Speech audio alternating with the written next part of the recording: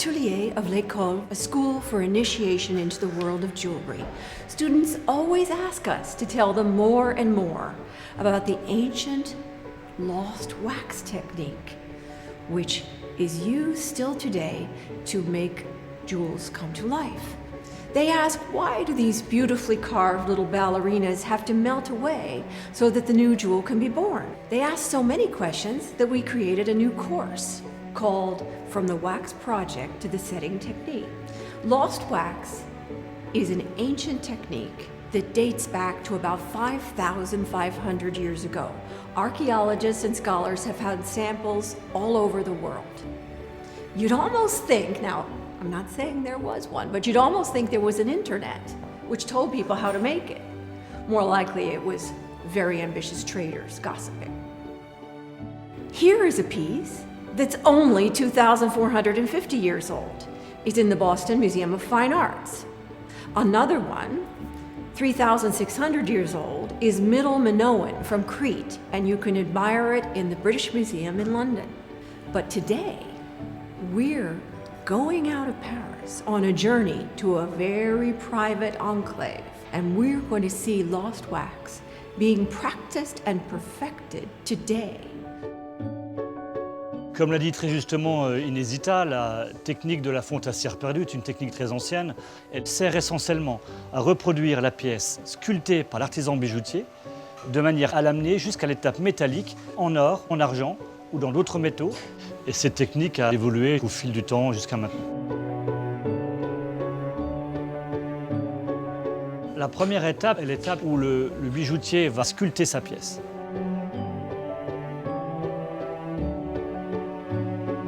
Nous avons des techniques de moulage, c'est-à-dire qu'il va nous permettre de mémoriser la pièce fabriquée par le bijoutier.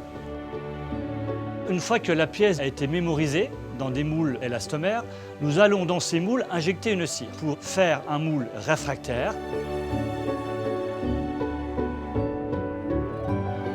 Nous allons injecter plusieurs fois le moule, donc récupérer plusieurs fois la pièce reproduite. Nous allons grouper toutes ces cires autour d'un tronc pour former un arbre.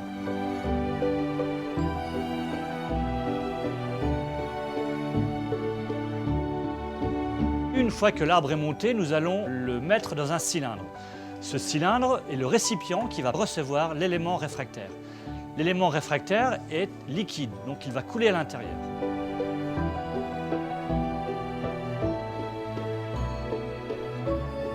Au bout de quelques minutes, cet élément réfractaire va se durcir légèrement.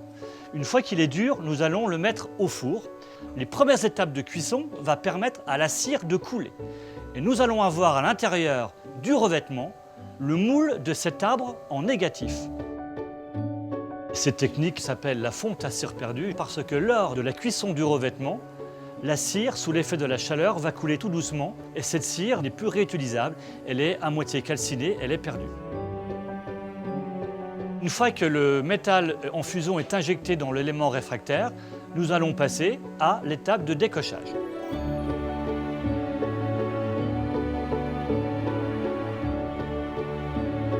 C'est la technique qui permet de séparer l'élément réfractaire chaud du métal durci à l'intérieur. Évidemment, le métal est porté en fusion, nous avons les oxydations superphysiques de ce métal. Nous avons des étapes qui permettent de récupérer la couleur du métal par pulvérisation, soit de corindon, soit de fibre de verre. On va donc séparer les pièces du tronc d'injection.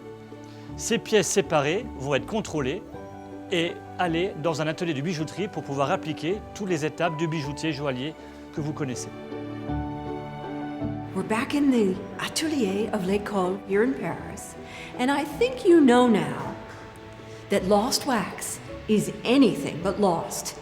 It's alive and thriving and being passed on to future generations.